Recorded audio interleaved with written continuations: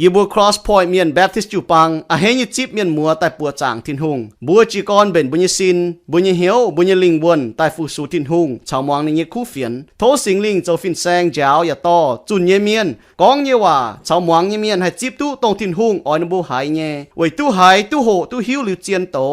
บัวให้เสียนวันยิสุกิตูให้ต่อนี้เยว่าแต่ลงตู้หอบเยี่ยมบุญเยแมงไว้ปุนบัวเก้าให้นิดฟัดเก้าจวงนินเก้าให้ฟูสูอย่าเก้าจอมเหียวเป็นกิตูเยเมียนบัวลมจ้อยเจียกอนเป่าจุงเชงทินหุงอะบัวให้ตุปวดมินมัวต่อยบัวให้ฟูสูทินหุงให้นงเจ้าโหใต้จางเท้านี่เองบัวอ้อยจีกอนจางเท้าทินหุงนี่เหียวในเซอ้อยตาตอมเมียนมาจางให้เสียนขาวนี้ตอนยิสูลุยดอมเยจูงบัวตั้งบัวเอ็งเล่าตัวหายโทนี่นินบัวเท้าบัวต้นวัวโจนี่กงหรือบัวให้มาชังหายเท้าในจุงเซบัวประจันเท้าก้อนทินหุงยี่เหี้ยวน่ะเซออยล้านเมียนยันไม้ลงดีหายเสียนขาวนินหายตื้ออย่าลืมยี่แมง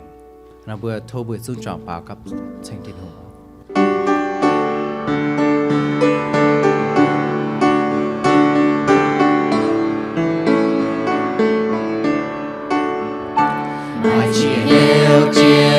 mùa tây nhiều hoang nhẹ miên chiếu trang làng mai sinh linh heo bùa mình tranh nên bùa tu chiếu trang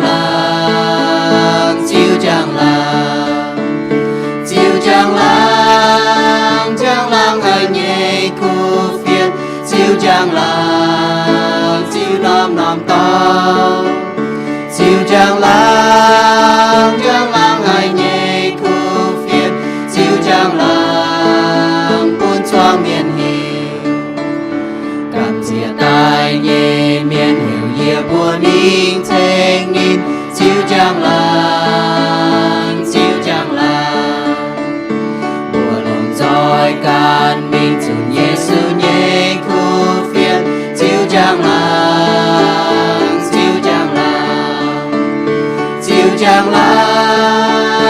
làng hay nhẹ khu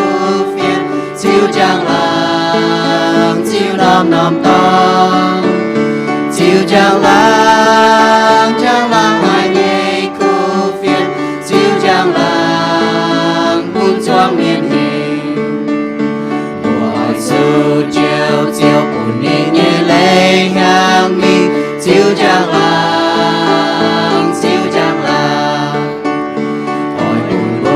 ye chung dầu can trên in nhẹ nhiều chiếu trang làng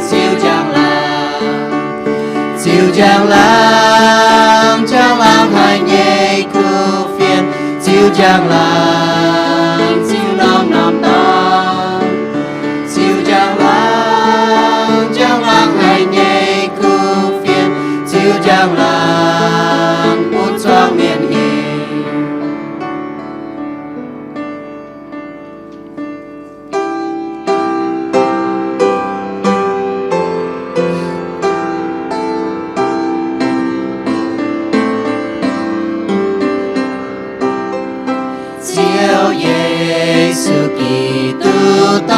chiến nhẹ buôn nhẹ can chiều nhẹ cô trao mi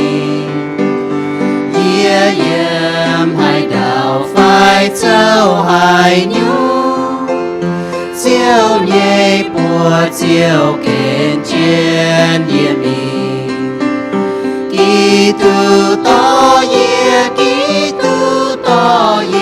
chiều nhẹ bùa tai kén trên nhẹ mi hay can trên on lo treo mình chiều xuống nhìn nhẹ bùa tai kén nhẹ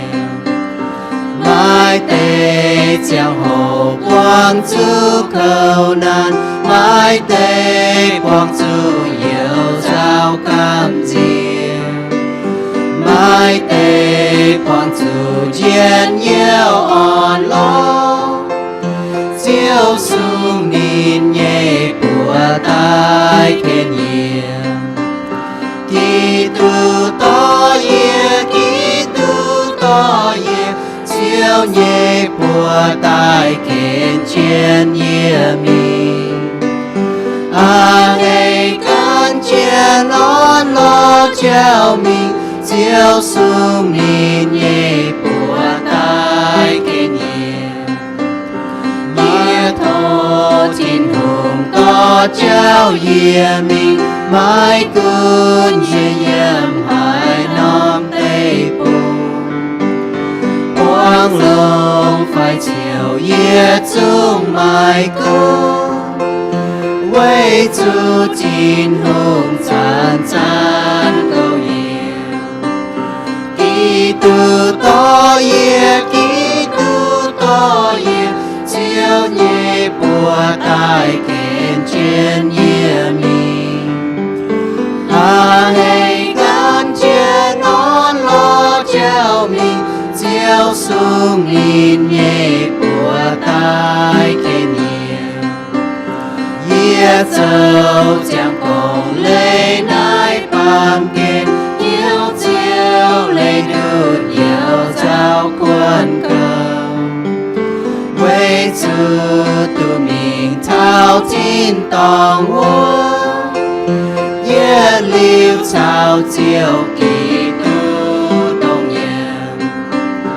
Kitô to yeah Kitô to yeah chiếu nhẹ bùa tai khen trên nhẹ mình ngày gan trên non lo treo mình chiếu xuống mình nhẹ bùa tai khen nhẹ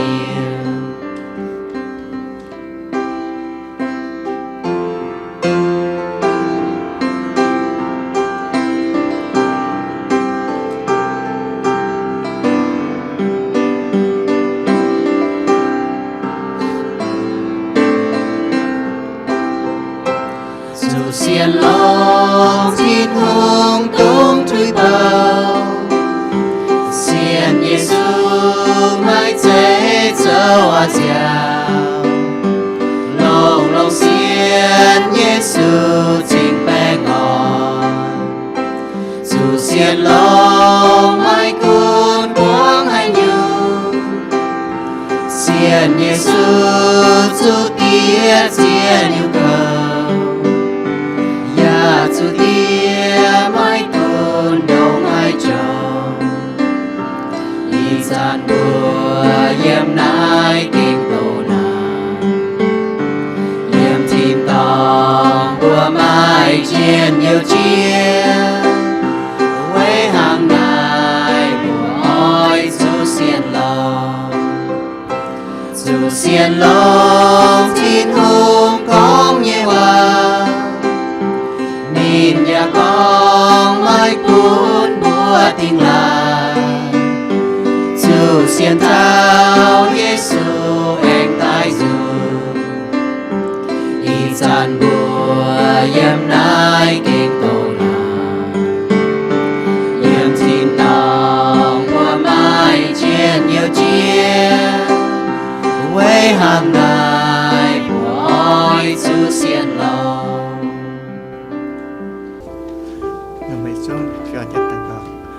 bị giang tiệt chết từ hùng để chơi hạt chiếu in hoài thèm chén chiếu nhị bang chơi nàn nhiều lúc bé ơn nhiều dần thần ái tại chọn chén giờ nói phục sự chơi từ hùng chọn chơi giờ nói chèn chiếu như mình thưa chơi thèm chơi bùa một tàu chọn chén hiếu phục sự chơi từ hùng bùi tàu mà chèn chiếu như bà dùng chèn chiếu giờ mòn chiếu như khu phiền ta ơn như bị hiếu thèm chơi bùa như xem phim hay lô pha yếm chiếu từ hùng tôi chưa thành chân tu ni thằng bên này mà chát như xuân tổ con thằng nó vừa miệng rồi như con buồn như vừa ngoằng bên vừa hay bị nhớ tài có tài lộ yêu ý mềm mảnh tao sẽ chưa tiền hùng nhớ nhộng xuống bằng chiếu như vậy sơ liều chiếu chỉ vừa mất tầm hám sơ liều chiếu sẽ mất căn tàu sẽ chưa tiền hùng căn tụ tàu liều số hùng giờ liều cuốn dậy đồng đĩa giờ liều mà cha mà lịnh thành như vừa thì chỉ hiện chiếu ó như sĩ tao sẽ chưa tiền hùng chưa giảm tiền tao sẽ chưa như ên chưa chạy giờ nói tao cầu tiếng chơi như bùa amen amen.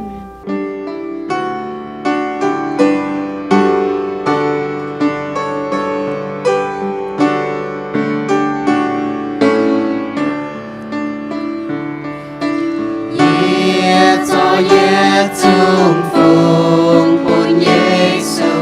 hãy cho ye chung phùng dễ quê chu ye ham nín chính cao nín ye say yếm nín ye giam ye ye can thô phong hò ye can thô phong hò cho ye chung ye phong bùn Giêsu quê chu nín dấu chiều ye cho ye chung phong bùn Giêsu phùng yên ye xin chào yên nhiều bùn ye ham yên hàng chiều ham nó yên ye hiểu liều chúa tài ye can thô phong hò ye can thô phong hò cho ye chung ye phong bùn Giêsu quê chu nín dấu chiều. Where we live in Laos, there's no Mian people. All we speak in Laos is Pasa Lao. nếu như chỉ lao tòng là mai tao miền ở nếu con như vậy tại chỉ lao à ha But I think I heard a lot of Lang Sing, so I'm sure that means thank you. นี่คงหายว่าจีว่าก็แรงจริงอ๋อ And ขอบคุณ also- ขอบใจขอบคุณขอบใจ ขอบคุณขอบใจ And I want to say thank you too, because I know that we're all family, and when we go out, we also feel your presence. นี่อ๋อแรงจริงบุจูปังฟิหังอ๋อแต่หังแถดเนาะนี่ก็บุจูนี่บัวเป็นห้องต่อยอ๋อหนูมีให้ดาวป่าหนูว่าหายบุยแต่เปียวเมียนเนี่ยหายบุยจู้ถึงจะจอมเหี้ยวฟิหัง So, and because we're one family, we all represent one another. So when we go out, it's you going out, and when you pray, it's us praying together. นี่ก็บุจูบัวเป็นอย่างน้ำจูปังอย่างเปียวเมียนอ๋อหนูว่ามิงหนูว่าแต่ตีบัวอ๋อหนูบัวตะกาวแต่หังหนูว่าตะกาวหนูว่าตะกาวทั้งบัวตะกาวเนาะ And yeah, we are glad to be back, and we're so thankful that we have you as a family. And yeah, we love you. We thank you so much. เดี๋ยวหนูว่าเฮ้ก็ตุ้ดจวนเปียวหนูว่าอย่าห้ามบัวเนี่ยเดี๋ยวเฮ้ตุ้ยยำนายอ๋อ So we're gonna watch a short video, and then look into what God is doing in Laos. So if we can shut off the lights a little bit.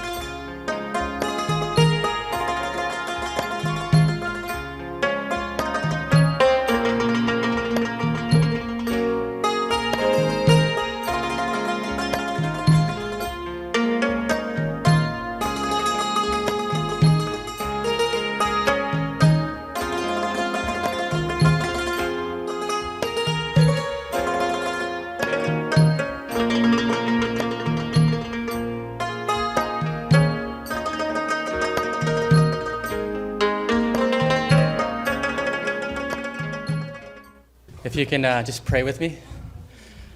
Father God, we thank you so much for who you are. We thank you that you are the God of the heavens, that you are God of every people on earth. We pray, Jesus, that you would spread your fame and your glory throughout the world. Use us, God, as your tools, as your people, as your hands and feet. And we thank you so much for your grace, that you allow us to know you and to reflect your glory. We ask in Jesus' name, amen. Amen. So if we can sum up all 4 years of our time in Laos, I think it can be summed up like this. con một rút chun ta con ở bia hàng nuôi mèng yếu cho lao tập buông nó nuôi rút chun thải con nó xe tại giờ nay phang nàng bu mảng bọn hang nó tổ cha này con thầu á I think we can say we shared our lives. thì yết nhiều họ nuôi buôn nuôi mèng cháu tê chén chuẩn trên nuôi mèng We shared water, clean water, nuôi anh to vô mình chuẩn chết bút tê chén lồng and we shared Jesus. nuôi anh to buôn nuôi hít thảo thiên hùng cái cháu chuẩn chết xiên thiên hùng. But of course, the work is not finished, right? That's just a summary of what we feel that God has been doing in our lives in the past 4 years. Nà công sen chiang ở nà sen nuôi bọt cóแต่ปีhàng nó thiên hùng chỗ như công sen hang nó có chỉ con như nuôi mèng là hang nó. And in the beginning of the video, there's a verse, right, from Paul, it's, from Romans 15:20. Chỉ con nuôi bọt nhỏ yếm kỳ sâu yếu á lô ma sâu chậm hum trang. And Paul says, I make it my ambition to preach the gospel where Christ is not known. Nì có Paulo nì có nì tỉnh hiếu tại chuẩn khu phiền yếm tỏ tòng tàu miền kinh hài chỉ khu phiền nhánh hài chỉ Giêsu như cháu. See, Paul, right? He had this desire, he had this passion to preach in places where Jesus was never known. Paulo ở nì mày hiếu mày máu có nì mình chuẩn khu phiền tàu miền hài chỉ Giêsu u nom bùa như tòng. And I'm sure this is the same for many of us, right? That's the same for us. That's why we're there in Laos. Vì hang như bún thảo nuôi chia tàu nhỏ với chuẩn nuôi yếm nom cua nè nuôi với chuẩn nuôi chuẩn khu phiền tàu miền kinh hài chỉ Giêsu nom bùa. That drives us, you know, that motivates us. That's because we keep thinking in our hearts and in our mind, that person has never heard of Jesus. Này sẽเป็นnuôi máu phảiเป็นnuôi máu tệ phảiเป็นตัวฟงnuôi mình với chuẩn nuôi hiếu tu nuôi hiếu tu có tông tề miên này nuôi kinh hài chỉ Giêsu nom bùa. But why? You know, why are we so motivated by Jesus? I mean, what is it that attracts, that makes Jesus so special? Cho hiếuตัวGiêsu này lệnh chế hả cho hiếu nuôi ở mình hang nó bùa thảo khu phiền nó. And so this is kind of what I want to touch on today. There's a few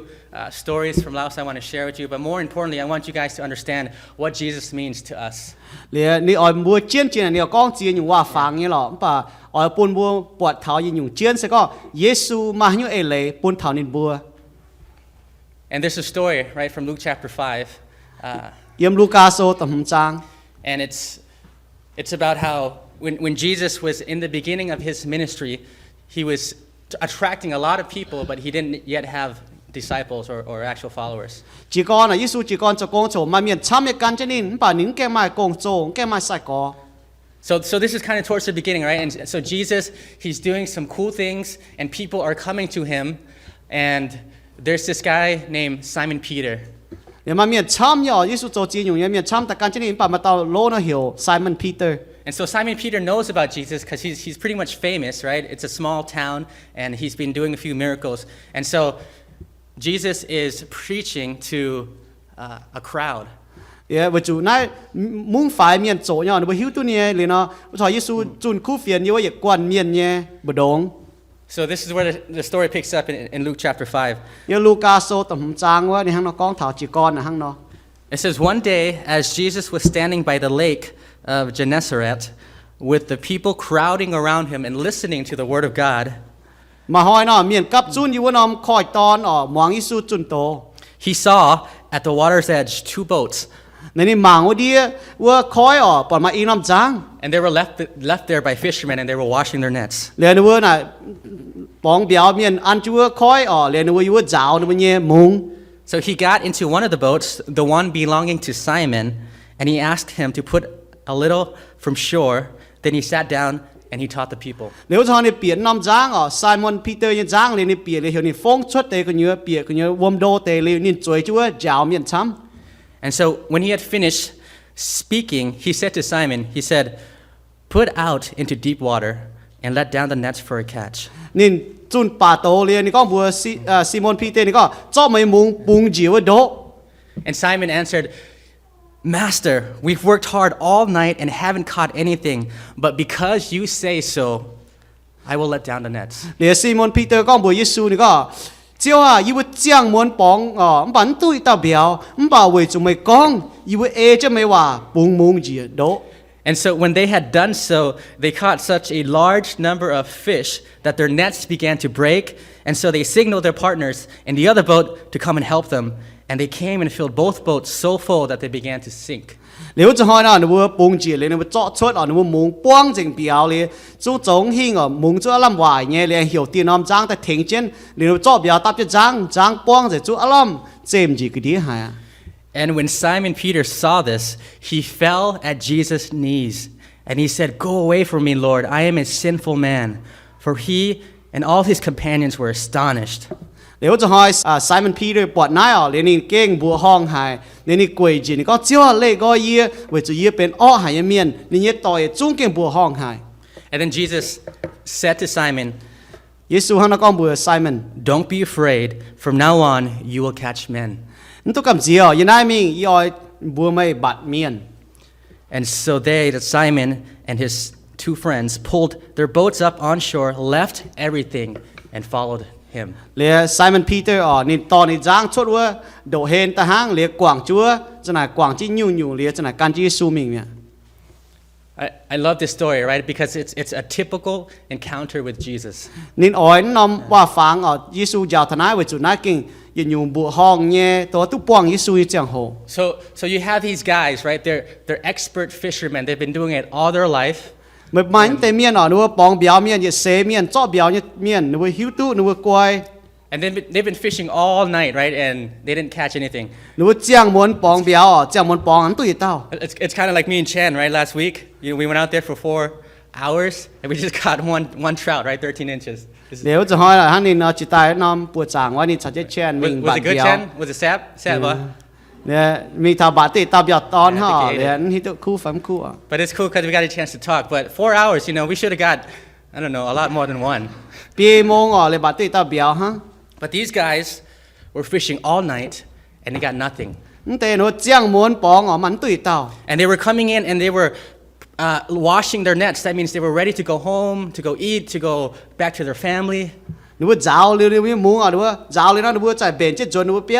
béo nhận hàng phải rồi bong nó hoang tỏi. And Jesus says to them, he says, "Put out into deep water."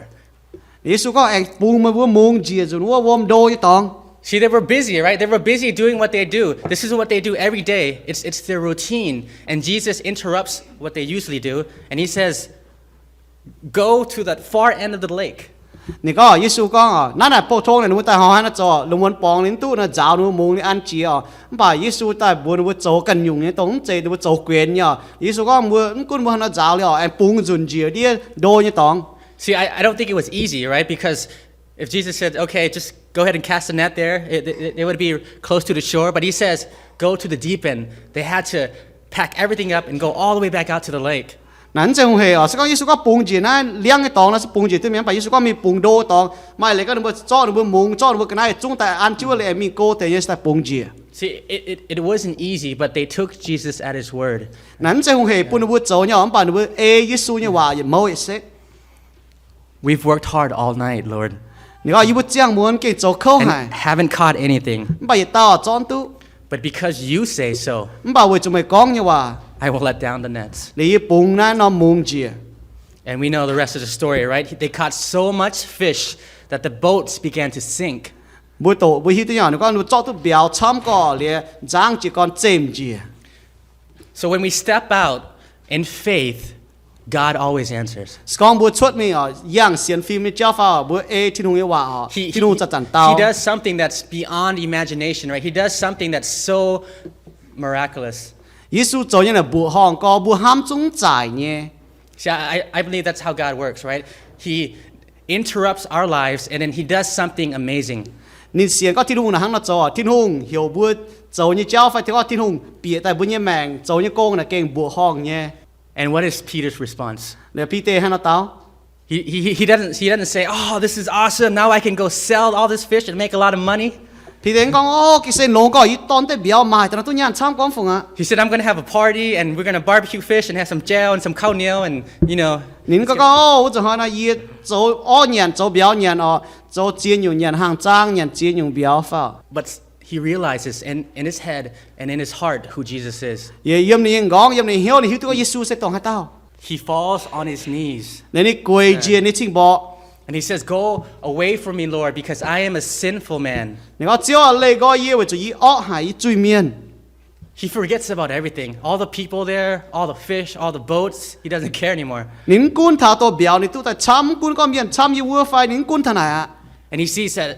I am so sinful because I doubted. nín có yê cái ó hại với chữ yếm xiên thiên hùng But Jesus is not just a man, but he's something else. He's the Son of God. Giêsu cũng sẽ ba miền họ nín tô miền Jesus is so awesome, and I'm so unholy. thiên hùng kinh chinh dèng bùa hong hại yê kinh ó hại chui miền And his natural response, right, is to fall on his knees and say, God, you are so holy. Just get away from me. I'm not worthy to be in your presence. nín có nín dính dùng nín hay cho sẽ quỳ chỉ có hiểu chiếu lê cô nín với chữ nín phùi tu yếm chiếu dặm hiền And this is very typical of Jesus too, right? His response. Giêsu bố bọn nín hắn táo God doesn't say, yeah, go away from me. He doesn't say that. Giêsu có hắn na mấy lê cô thì yê nín hắn na con God doesn't say, I told you should have believed in me. Giêsu hắn có con ní bùa lên mấy mà học chụp hoàng yê nè Don't be afraid. Giêsu con mình à nó cầm gì à I can just see Jesus. He says, reaching out his hand. bố hay màng phán có Giêsu xuống để bùa có hiểu nó cầm gì à Don't be afraid, Peter. nó cầm gì à Peter From now on, you will catch men. giờ này mình mà ở bong miền phai mà ở bát miền phai chọ miền You see, when we respond in brokenness and humbleness, God says, don't be afraid. sự có bút tao thiên hùng bút chia tôi cần cho chui miền bút hiểu muốn thảo bút chui thiên hùng có hiểu muốn tôi cầm gì à He says, I'm going to use you now. Now I'm going to use you for something amazing, and you're going to catch men. yêu lồng mày cho bùa hong như gì giờ này mình mà bùa khu phiền thảo miền mà bùa miền phai bát miền bong miền He says, you're going to do things you never imagined that you would do. mà chỗ tôi mới mai ham giải có mình hay ham thảo tôi mới hay chỗ nhé And we know Peter's life, right? He died for Jesus. bởi tôi Peter mà nín tài với Giêsu History tells us that they crucified him on the cross, and they flipped it and upside down, and they hung him upside down. That's how he died.นี่ก็นี่บุกองถาก็พี่เต้ตายนะนี่หิวตัวนี้พุยหาเลยนะติงนี่นะติงนี่ยุติจังจ้าปานนี่ออยตะกางติง But God used him to do great and amazing things. ปาทินหงลงนี่โจเจียอยู่บุห้องนี่สิ And you see, that story sounds crazy, บุหายก็หนากิแค่จะห้ามจ่ายbut that's how God works. That's normal in God's kingdom. นายเซทินหงห้างนอโจยมทินหงกัวนะห้างนอ When we encounter Jesus, สกองบุปวงทินหง we respond, and then God uses us for great and amazing things. บุห้างนอเตาทินหงทินหงเนาะที่หลงบุโจบุห้องที่จีนอยู่ And in Laos, there's a man named Jin Tong. เยอะมัวลาวกัวมาตามเมียนนะเหี่ยวจินทองนะ And for a while now, I know together we've been praying for the So people in Laos. เนี่ยอีจันบุจ่วงเจ้าหน่อยนะว่าอีตาจ่วงเจ้าตะเกาเว้ยนี่แต่เจียนโซลาวฮะ So there's 150,000 So people in the country of Laos. เยี่ยมเจ้าลาวตะปูมาอย่าแป้หืมเจียบชินตาเจียนโซ And the So people speak a different language. So they don't speak as their heart language. Of course, they speak Lao, but their language is So. หนูหายกองจะลาวว่าเนี่ยป่าหนูกันเนี่ยป่วนเตว่าเซเหี่ยวโซ And it sounds very much like Khmer or Khmer language. นี่ห้างเตตัวเจ็ดขแมเนี่ยเจียนนู่นอยู่ And there's one man named Jin Tong I want to tell you about. เนี่ยไม่ตาเจียนนี่บัวเหี่ยวจินทองเนี่ยกองบัว So the So people have never had a church in their language, in their people. เจียนโซน่ะหนูเก่งมาจิจิวปังหนูเก่งมาจีก็กับจุนปัวจางทินหงเยี่ยมหนูวิฟิงเยี่ยมหนูวิว่า And Jin Tong had a daughter that died, and she was 3 years old. เหรียญเต้าเจียนเหี่ยวจินทองเนาะนี่มาเต้าเสียเนาะปัวหางหาตายเนี่ย I think she died because she was unhealthy, or maybe she had diarrhea. But the So people say it was because of the demons, the pee. เนี่ยนี่ก็มึงกูนี่เว้ยหิ้วตายไฟเว้ยกเสียมูลตายไฟป่าหนูเจียนโซก็นายหลายเมียนนี่สัตาย And after she died, I think he became depressed and he became crazy. เดี๋ยวจะพอนี่เสียตายเลยนี่เจ้าก็เสียงจังเนี่ย And he said that the demons wouldn't leave him alone. นี่ก็เมียน่ะจะจันแต่มอลินนิน And Jin Tong lives in the last village on the map in Laos, just way out in the เหรียญ rural ตาโล area. นั่นนี่เยี่ยมกิ่งเซอยู่ว่าเจียมจะลักกัวน่าเก่งโดเจียอยู่ว่าหลมเนี่ยเอเลย And so he became just crazy and not himself, and he started living in the jungle. เนี่ยนี่จะก็จันจังเนี่ยเจ้าก็จันจังจะนะอยู่ว่าหลมฮะก็อยู่ว่าหลมฮะ At night, he told me he would come and steal food, from at nighttime from the other villagers. แล้วลุงม้วนจานนั้นมีว่าการน้ำล้างหนิมก็น่าเหยียนไปลงห้อยจานอะไรเปลี่ยนลมมีเยอะเนี่ย And then he would go back to the jungle close to the Pipasa or the cemetery or the place where they burn bodies. เดี๋ยวจะลงห้อยจานนั้นมีถามตอมเปลี่ยนปั้วจะตายเปียจะตายตองไฟนัวเปียบจะตายตองลงห้อยจานนั้นมีไหนเยี่ยมลุงม้วนจานในปีแต่หนิมก็น่าเหยียน And so it got so bad that the villagers decided to arrest him. เดี๋ยวจนนี่ให้หนิมก็น่าโจก็ไม่เป็นก็เลยว่าอยู่ว่าหลังยันให้ฝุ่โจจุดโจนี่โดเช่น And so they put him in a cage. They built a cage out of bamboo and wood, and they put him in the cage, ขังไว้ เดี๋ยวจะให้รู้โจนี่แต่โจน้ำลงแต่เลยหนองห้าวโจแต่เลยโจนี่ตับจะกันเยอะลง And the Malpi or the witch doctors from the different villages, they tried and they came to help him. They tried to take the spirit out. เดี๋ยวมาจีตาสิเมียนเยจีน้ำล้างแต่เขาก็เทนิจุนเมียนนะจีน้ำล้างเมียนแต่เทนิจุน But no one could help him. ปั๊ม No มา one. ได้เทงนี่หนอ Nothing worked โจเนี่ยโจก็ไม่โจมเป็นน่าจุนเมียนชุด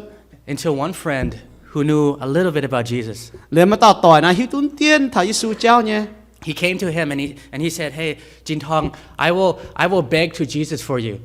เรียนนี่ถ่ายตายบุญตาเจียนยังเชื่อโลว่าเฮาโลว่าดิก็ยี่เทงยิสูโท Yeah, we've tried all this and this, but I heard about Jesus and I will beg to Jesus for you. นี่ก็มุสเซติโจที่เมียนจุนเมียนจีนอยู่อันไปจันยี่เทงยิสูโทเว่ยเม And Jin Tong said, "Yes, please, okay." ก็โอเคแต่ให้โจเจ๋งอ่ะกุนโจอ่ะ And Jin Tong told me that he got better. เดี๋ยวจะให้จีกรจ่ายเลี่ยมเจนงใช่ไหม And then after he got better, he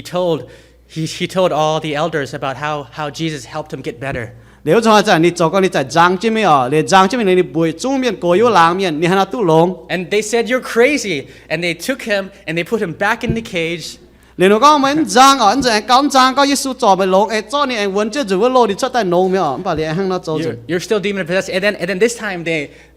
they mud can right. They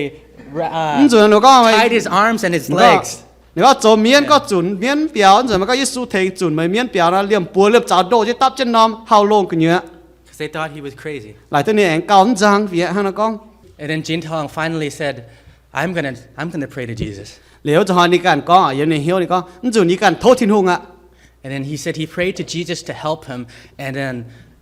the bindings on his hands just kind of fell off. นี่ก็นี่โทษทิ้งหงปุงนี่เนาะเลยเราโดดเจ้าห้างสนานลุนเมีย And then he said he was normal again. He was in his right mind. เดี๋ยวจะให้นี่ก็นี่แต่ละจางแต่ละจะห้ามตะทงเมีย And no one in the village could say anymore that he was demon possessed. เดี๋ยวจะให้ว่าจะห้างนอเลยไม่ต้าอยู่หลังให้ก็ก้องน่ะนี่เมียนไอ้ม้วนนี่ไม่ต้าหันก้องอ่ะ See, now they knew, and now they know that he's a changed man, that he's completely different. เดี๋ยวจะให้ดูถ้าต้าปวดเนี่ยนี่แมงเก่งเย็นจริงเมียห้างโลเนาะ And then Jin Tong met Grandpa, who is a Christian from a district town. เดี๋ยวจะให้นั้นต้านี่มีเท้าปวงตะกะตาองเสียสูเมียนยึดกันน้ำหลัง And Grandpa said, now that you know Jesus, you need to get rid of all the idols, all the things that have to do with the demons. สก้องไม่จำไม่เสียยิสูไม่นอนมาจะปัวเจ๋งมันเย็นเตะกันนะฟังจีนอยู่ตัวเมียนเนี่ยเจ้า So Jin Tong got rid of everything, and now him and his family follow Jesus. เดี๋ยวจะให้นี่ปัวเจ๋งจุ้งเมียนเนี่ยเจ้าจีนอยู่ในมาจังเนี่ยเจ้าอ๋อเลยนี่ฉันเองห้องต่อเสียสูเนี่ย And he says the demons have never bothered him again, and he's never gotten sick. นี่ก็เยี่ยมนายตาเมียนตายมอลินนินนี่ห้องต่ออย่ามาต่อก้องหนง And every Sunday you can hear the sound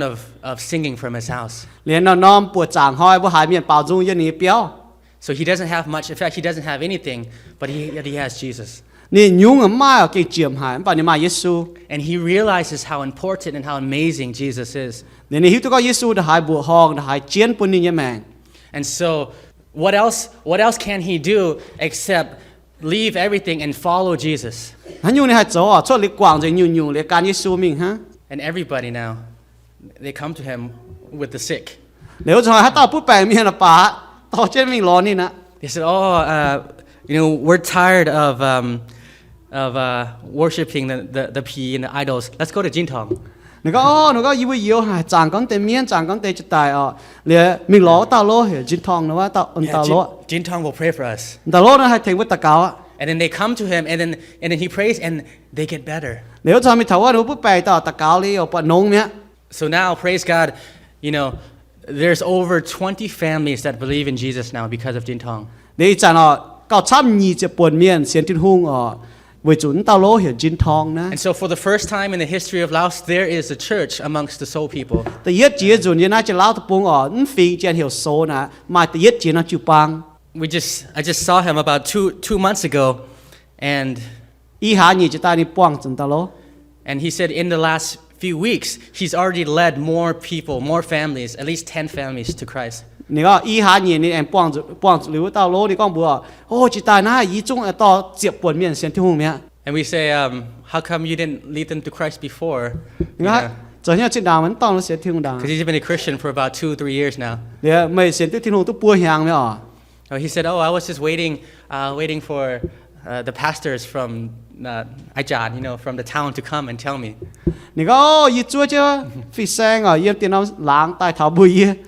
said, no, you don't have to wait for Aijan. Just share Jesus and lead people to Christ. Nè có mình chúa miềnตัวจากอีโซเมียนแต่ต่อเมียนเสียนอ๋อไม่ต่อหรือว่าเสียนที่หงอ่ะ Yeah, and ever since that meeting,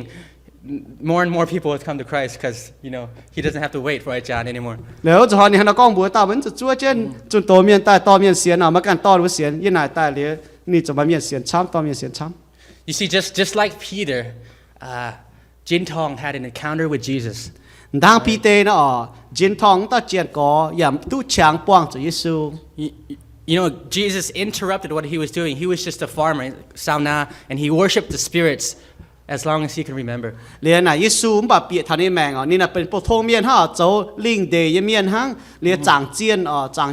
จางเมียนเมียนฮังปะทินหงเปียทันนี่แมง And just like Peter, Jesus says, cast your nets in the deep end of the lake. But to Jin Tong, แต่ฮังยิสูบัวพีเตนะอ๋อปุงเมียมุงเจียโดเนี่ยวม he said to believe in me. เนี่ยที่หงบัวเต้าอ๋อจินทองนะก็เสียนเยี่ยมา I mean, do we really believe that God, that Jesus can heal somebody? บัวเก่งเสียนก็ยิสูให้จ่อเมียนนี่ไฟ I mean, we read it all the time, but is that really something that we believe in our heart? บัวโตเยกิโซก็ยิสูจ่อได้จ่อวัวยังหลอมบ่บัวเก่งเสียนนี่ไฟ Do we believe that Jesus is bigger than, you know, that cancer? thì bữa xưa có Giêsu nào này có hỗ trợ cancer như cháu phải. Do we really believe that Jesus can provide for our finances and the things that we need? Bữa xưa có Giêsu này hay liều lệ tao như nhiều bữa chiêm chủ như phải. Do we really believe that if we obey Jesus that he's gonna be with us? Bữa xưa có bữa muang thứ hòa đó nênจะจัดชาวบưa yếm như phải. You see, we talk about God's will all the time, you know. Bữa có thà tin hùng nhé We talk about discovering God's will. What does God have for my life? Bữa ham thà có tin hùng ý chỗ nhung tin hùng nè nhung. Every church, all Christians. Nó làm chịu bang xem thu miền tao hàng nó lò thảo. But I don't think we need to try to discover what God's will is. I think we know what God's will is. Muốn cho có trả là chủ lò mà cả ham mà cả chiêu mà ít nhung mày hiểu tu chiêu cho nhung nhé. We know just like Paul knew. Hàng Paulo hiểu tu nó. Paul knew that he wanted to preach the gospel where Jesus was not known. Paulo hiểu tu có nếu chun khu phiềnตัวmiền hại chỉ Giêsu như tòng. So God's will is known. God wants to make himself known amongst the lost. Thiên hùng như chạy sao? Thiên hùng ở miền hiểu tu nín tôi yếm miền cái hại chỉ như khu phiền như miền. I mean, we know all throughout the Bible, you know, that God wants to make himself known. That he wants to be worshipped amongst the nations. Yên là kỳ sâu bu bọt thông thì chút kỳ sâu thiên hùng ở miền bùa chàng nín, thiên hùng ở miền hiếu nín, thiên hùng ở miền chân nín chiêu thông. I mean, all throughout the Bible, we know God's mission is to redeem a lost world. I mean, we don't. That's. Yên là kỳ sâu nó bu bọt tu chinh như có thiên hùng như máu tề như máu là sẽ oi chùa oi chiếu tình lai như miền. You know, Psalm 67 Sinh dung sâu luộcจะเช็ดจาง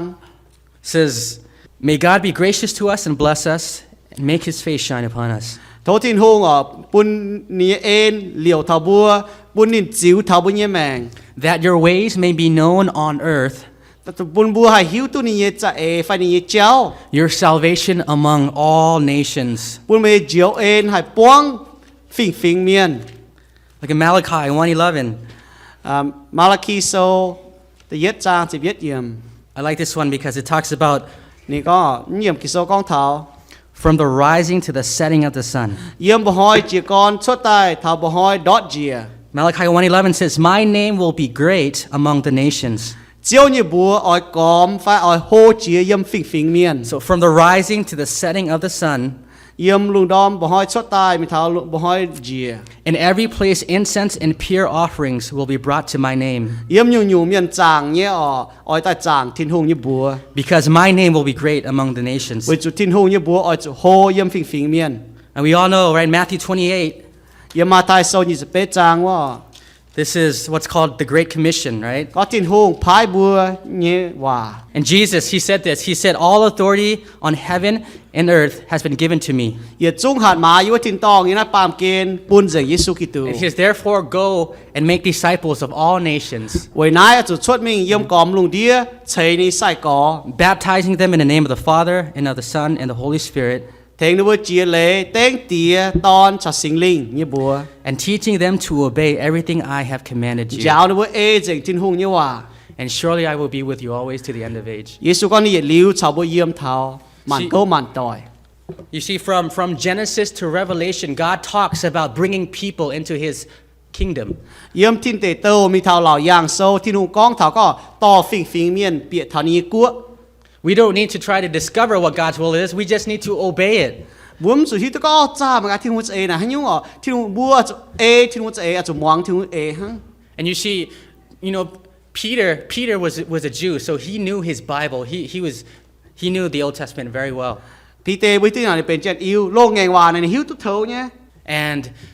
he was curious about Jesus. You remember Jesus was speaking to the crowds, so he knew about Jesus. nên hai thảo Giêsu nên bỏ Giêsu con hòa thầy chú nhé nên ở hiếu tốt tề nhé He knew that there was something different about this guy, nếu tôi có tao miền nó cái cần nhung tề nhé hăng của tề but he still didn't believe bà nín kén xiên until he saw God's power demonstrated in his life. chú thảo ni bỏ thiên hùng như cha cháu công yếm ni như mèng And I know for many of us, we've seen God's power, right? vì xiên con bùa mẫu la miền bùa bỏ thiên hùng cha cháu công yếm mũi mèng chơi như phải We've seen God deliver us bùa bỏ right? thiên hùng chiếu bùa From Laos, from Thailand, take us to America, bỏ yếm cho lao tập bông cho thái tập bông to bùa thảo mấy cua tập bông from gangs and from shootings and from drugs. to chiến nhung ở cháu gang như cháu cháu in như cháu chiến nhung to bùng gọi bùa From broken families and broken relationships. buồn bùaตัวบวมไม่ห้องต่อยฟันนี้ไม่จิ้วทงต่อยเจ้าปุ่นบัวให้เปียแต่เป็นที่ห้องต่อย And we've seen God pull through every single time. บัวปอดที่หูโจยุ่งยุ่งเยี่ยมบัวเยี่ยมแมงต่อบัวถอยน้ายใต้ถอยจัน And so for me, my only response is to come before God. It's just get on my knees ไอ้ดุนยุ่งนั่นนี่ให้โจนี่ให้เต้าเซ่กวยจีห้างพีเต้เนาะกวยจีนี่ชิงบ่อ and say, "God, I'm nobody. I'm just humbled that you would save me and use me." นี่ให้ก้องบัวที่หนูก็เยี่ยได้ยุ่งยิ้มมายุ่งจัดจีนเนาะมันป่าไม่เก่งเจียวเยี่ยแต่เยี่ยอเอไม่ยุ่ง And so my natural response is to say, "God, I want to do anything for you." เรียนนี่ก็เจ้าให้ยุ่งมาอีโจเยี่ยอเอจะไม่โจ And just like Paul, it's that ambition, that holy ambition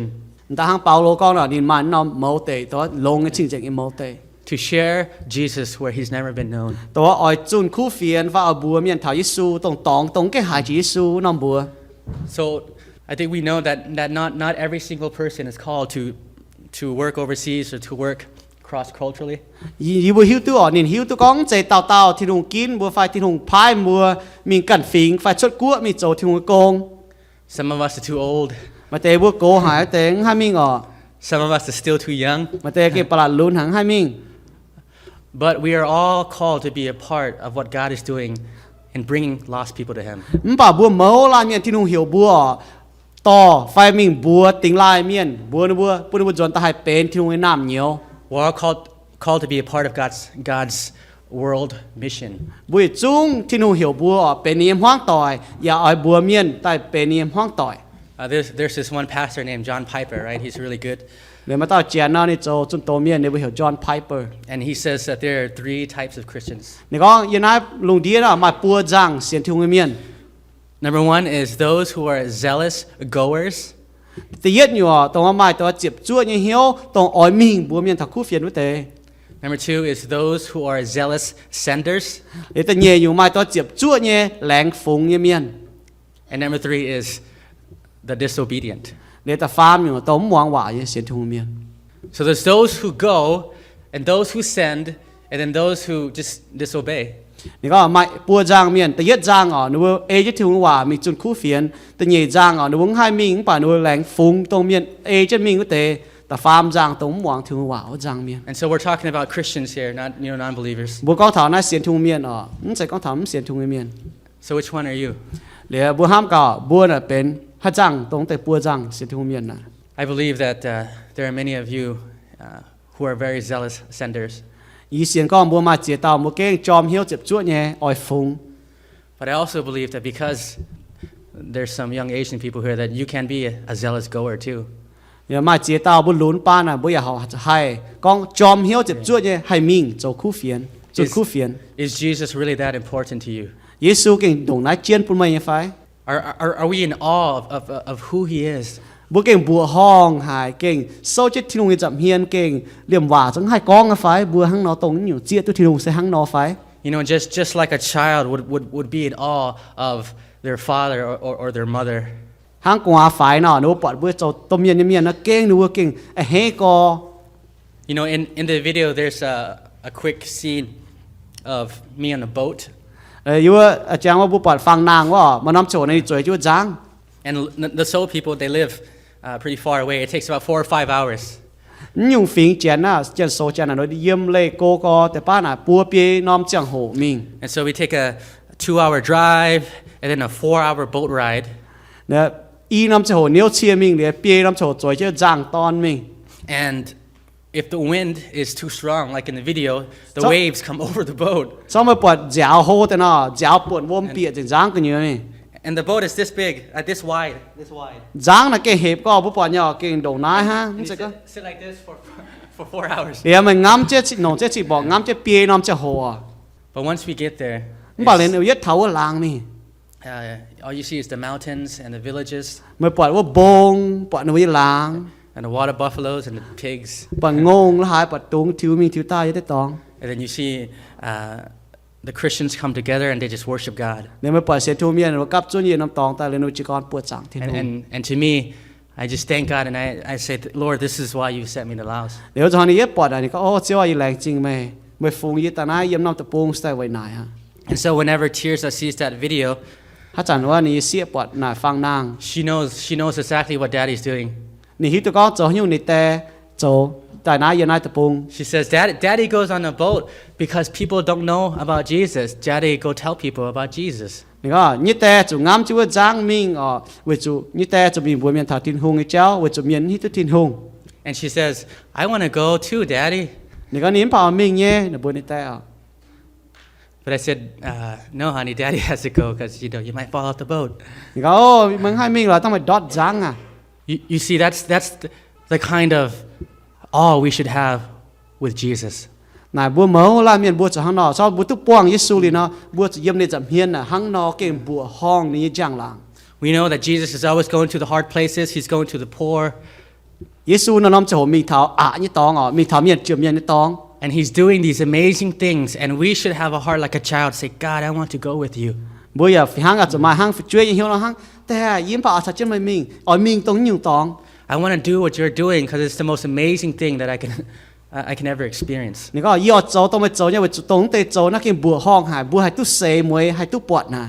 We should have faith like a child. บัวจะมาเสียนฟิล์มหังช่วยเนาะ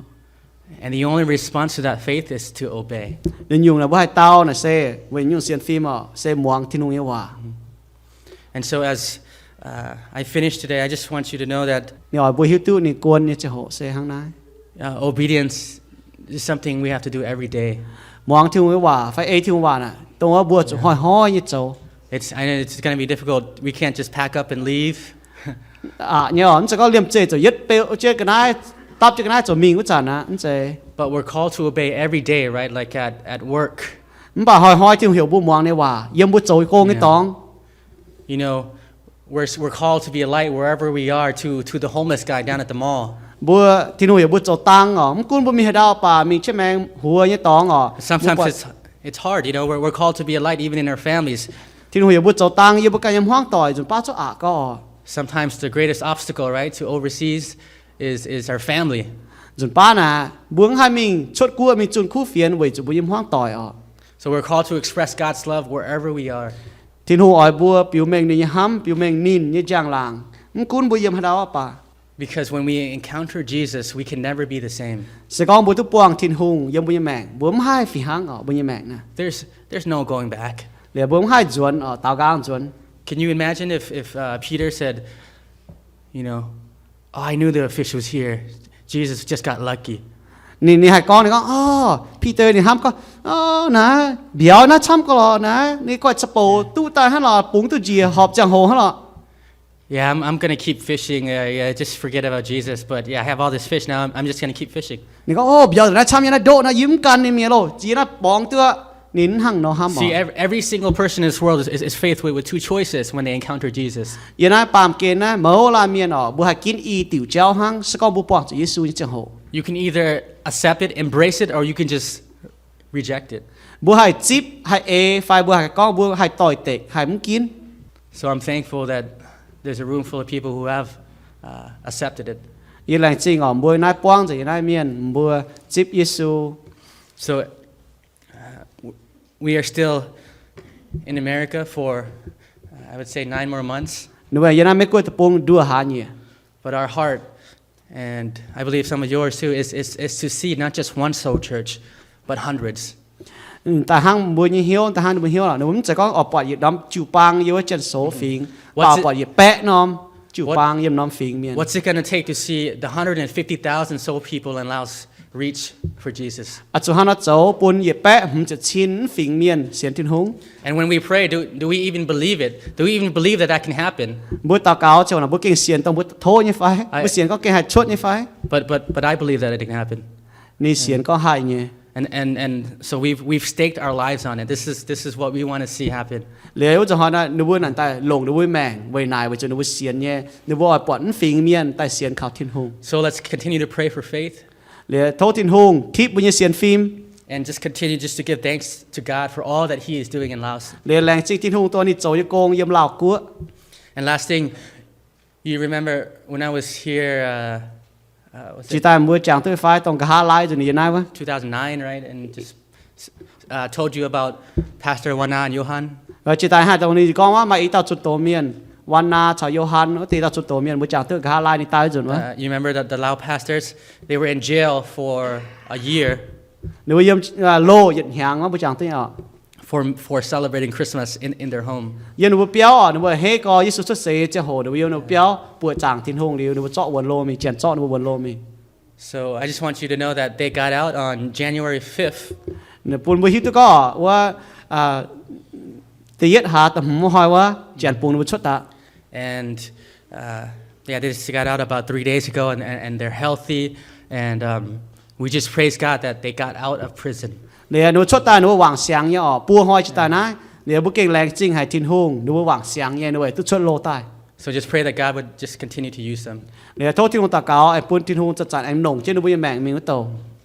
And last thing, for some of us, sometimes we need to see the fish first. มาเตะบัวนะมาเตะเมียนเนาะห้างบัวหน้าเนาะบัวปอดเบียวด่างเลสตาให้ปรุงมุงเจีย You know, Asian people, they won't believe Jesus or Panya Yesu until they see something, you know?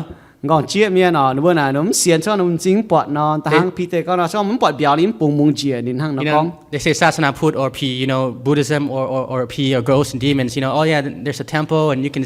see the statue and you can touch it. นี่ก็โอ้จางเมียนจางเจียนนะมันกล่าวว่าบัวปอดบัวโจเจียนแต่ว่าบัวให้มั่วตุจุเนี่ยเมียนน่ะบัวให้ปอดเนี่ย Yeah. But Jesus, you know, we just have to, you know, believe in something we can't see, we can't touch. เยซูนะบัวเสียนนินบัวอย่ามันปอดนินอย่ามันให้มั่วนิน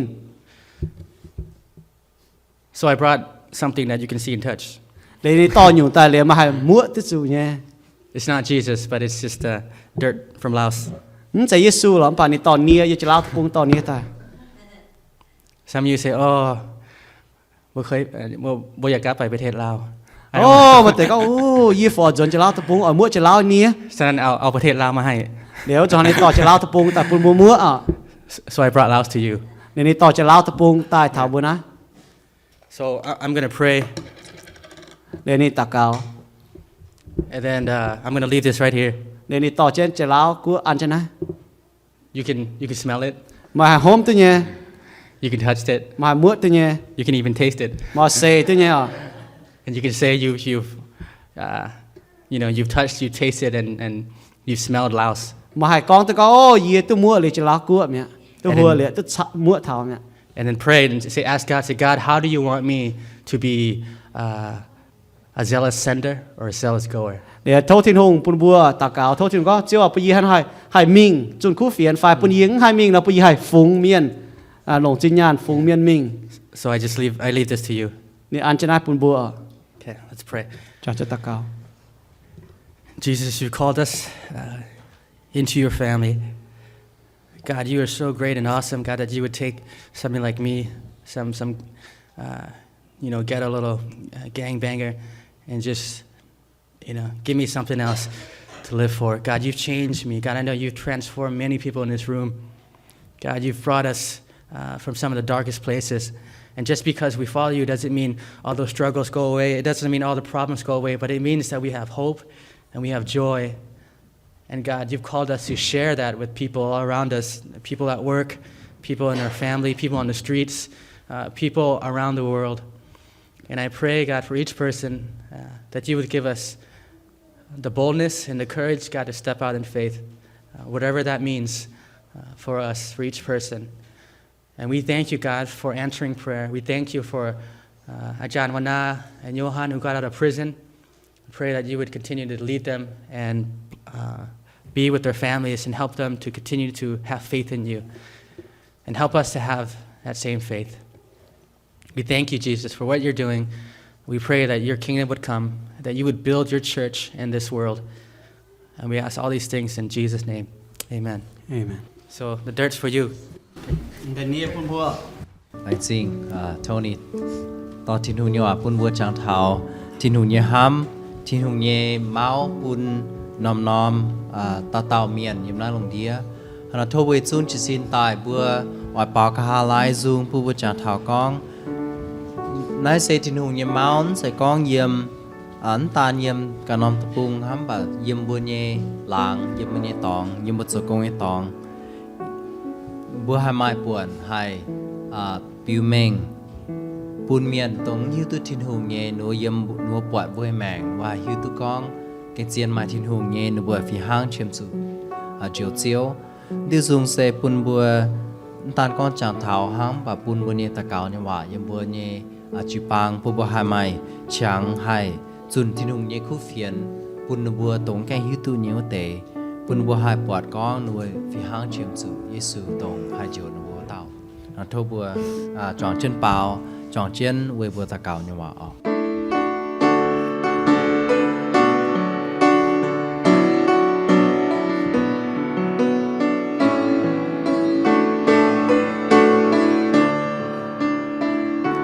Siêu Giêsu bùa ôi dù mình chun khu phiền bùa choang miên hiếu tu chiên nhẹ mèn mai miên tham cho xây mai kênh hiếu tu chiang mèn nhẹ phiền mai tây miên xa kênh mai làm cao to bùa lồng rồi cam nhiều ê chiều buồn bùa nhẹ lệ cần xiết tươi buồn cu phiên con lồng nghìa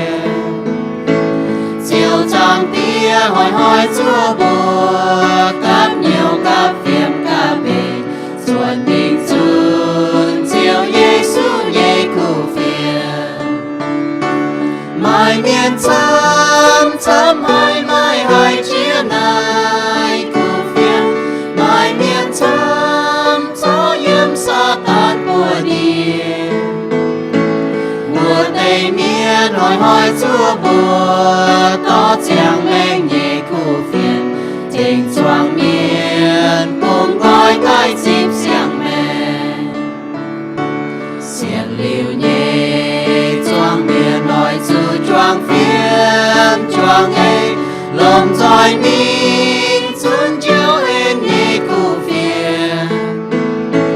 phong hò nhiều sao bữa nhẹ xin nhàn quay chiều nhẹ cùng thôn hàm lông ôi chú muôn chiều nhẹ hòa cạn nhẹ tai chia xin cảm cha tôn yêu phụ sư chiều Giêsu phải búa mình nom nom tỏ bùa miên xiên chiều bún miên lôm giỏi trên nhiều choàng có yêu choàng chiến nhiễm chiều kỳ tường mai miên trắng chấm hai mai hai chia này khu phiên mai miên trắng cho yếm sa tan của đi bùa tây miên hỏi hỏi chúa bùa to chàng mênh thỉnh thoảng miền buồn gói tay chip xiềng mềm làng chính thiên hùng bùn bùa tu chẳng choàng chân bảo dung chênh nín ya tu muang nín ye bầu chun chiếu như khu phiền chiếu kênh phủi tu bùa chênh phủi tu bùa thai tông bùa hải như khu phiền thô chiếu bùn bùa mà cha hay ê trên này cha ê châu tông mai keng xiên chiếu như miền thô chiếu bùn mà bùa hay hiu nín khen mày bùa tại xiên nín vậy bùn mày bùa hay tu ya liu như mèng yếm thiên tòng thiên hung nín keng hăm hay mày bùa nín piu mèng nín như hăm yếm Giêsu Kitô nín tai tai vậy bùa như chuối bùn bùa hay chiang vậy nín ya oi bùa chào nín mà chiu thong sẽ con bùa như duy nhiệm Giêsu cho chiếu bùa ya long hiếu xiên Giêsu tại mình thiên hung em bùn nín nàng tai bùa chiếu tu diệu à xiên liu nín như miên bùa oi tu liu lệ kinh chân hiếu chúa chiếu anh tai như hoi chúa trên như giang hồ bùa oi tu châu ở tu giang về bùn thiên hung họp hiếu về nái thô bùn chiếu như bùa tu giang làng thảo bùa anh tu quang dùn